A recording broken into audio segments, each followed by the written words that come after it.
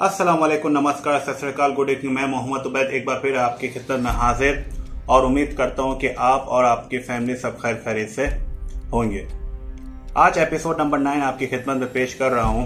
जाहिर सी बात है, हम सब ने 7 अप सॉफ्ट ड्रिंक तो लाजमी पी होगी और आज की वीडियो में आपको 7 अप की तारीख और उसकी कहानी के मुतालिक बताऊंगा, जो काफी मजे की कहानी है।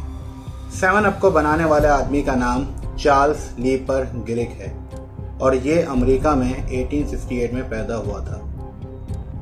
21 साल की उम्र तक इसने काफी जॉब्स की, लेकिन इसके माइंड में कुछ और ही चल रहा था। चार्ल्स को एक कार्बोनेटेड ड्रिंक हमेशा इजाद करने का शौक था, बट प्रॉब्लम थी ये इसके पास ज्यादा पैसे नहीं थे कि ये अपना शौक पूरा कर सके। इसलिए इसने 1919 में एक वेस नाम की कंपनी जो कार्बोनेटेड ड्रिंक्स बनाती थी उसमें जॉब कर ली। इस कंपनी में जॉब करके इसने काफ़ी कुछ सीखा और यही वो जगह थी जहां इसने अपना ख्वाब भी पूरा कर लिया। चार्ल्स ने अपनी पहली कार्बोनेटेड ड्रिंक इजाद कर ली। इसका नाम विस्टल था और ये ऑरेंज फ्लेवर की एक बोतल थी और ये कार्बोनेटेड ड्रिंक देखते देखते ही काफी फेमस भी हो गई। बच्चे बड़े बूढ़े सब इसको शौक से पीने लगे। चार्ल्स को इस कंपनी में प्रमोशन भी मिल गई, इसकी खूब तारीफें भी हुई, लेकिन फिर कुछ अजीब हो गया। इस कंपनी के मालिक और चार्ल्स की किसी बात पर लड़ाई हो गई और इसने चार्ल्स को अपनी कंपनी से फायर कर दिया। यानी अब चार्ल्स के पास कोई जॉब नहीं थी। लेकिन जल्द ही चार्ल्स के काम को देखते हुए एक और कार्बोनेटेड ड्रिंक बनाने वाली कंपनी में इसकी जॉब लग गई। इस कंपनी का नाम वर्नर जेनकिंसन था। यहाँ चार्ल्स ने अपनी दूसरी कार्बोनेटेड ड्रिंक इजाद कर ली। इस ड्रिंक का नाम ऑडी था, जिसका फ्लेवर भी ऑरेंज ही था, बट इस दफा ये ड्रिंक के राइट्स चार्ल्स ने अपने पास रख लिए।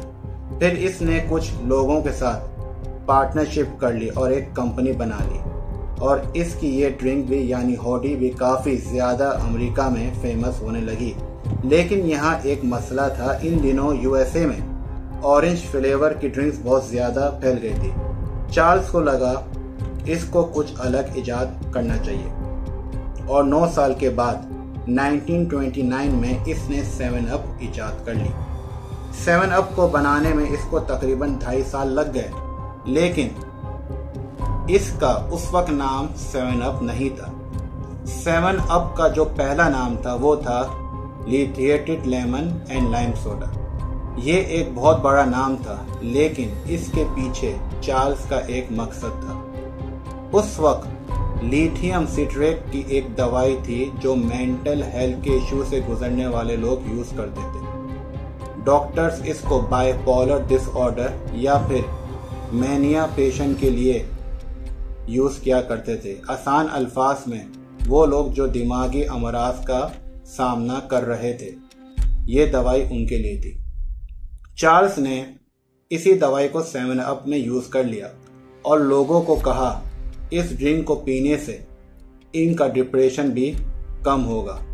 तभी इसने इसका नाम लिथिएटेड लेमन एंड लाइम सोडा रखा था, एक ऐसा नाम जो किसी दवाई की तरह लगता था। शुरू में ये ड्रिंक इतनी कामयाब तो नहीं हुई, लेकिन फिर बाद में चार्ल्स ने इसकी कीमत कम की और इसका नाम 7 अप रख दिया। चार्ल्स पहले इसका नाम गिलिक रखना चाह रहा था, लेकिन ये नाम ऑलरेडी किसी ने रखा हुआ था।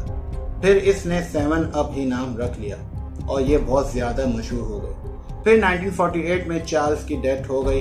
तब तक 7 अप बहुत फेमस हो चुकी थी, लेकिन 1948 में अमेरिका के जो गवर्नमेंट थी उसने 7 अप से लिथियम सिट्रेट को निकालने का हुक्म दे दिया। वो दवाई जो दिमागी मरीजों के लिए यूज हुआ करती थी। वजह ये थी कि ये दवाई काफ़ी खतरनाक थी और इसके काफ़ी सामने साइड इफेक्ट्स आ रहे थे। इसलिए 7 अप से इस दवाई या ड्रग को ख़त्म कर दिया गया और फिर भी 7 अप बहुत मशहूर हो रही थी। फिर उसके बाद 1986 में पेप्सी ने 7 अप को खरीद लिया और आज भी 7 अप पेप्सी से जुड़ा हुआ है और हर बंदा बड़े मज़े से 7 अप पी रहा है। तो ये थी आज की कहानी। उम्मीद करता हूँ ये कहानी आपको पसंद आई होगी और आपकी जो इन्फॉर्मेशन है उसमें इजाफा हुआ होगा। तो अपना ख्याल रखें, फिर मिलेंगे एक और कहानी के साथ। Take care yourself.